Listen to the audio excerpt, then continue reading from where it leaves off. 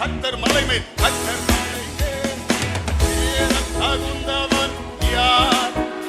அவர் சமூகத்திலே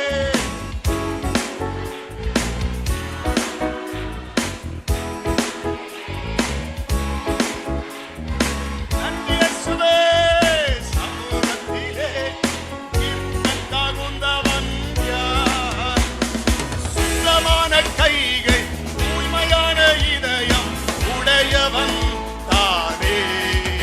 ஓ சுத்தமான கனவு காண்டவரே, எங்களை பரிசுத்தப்படுத்துங்க.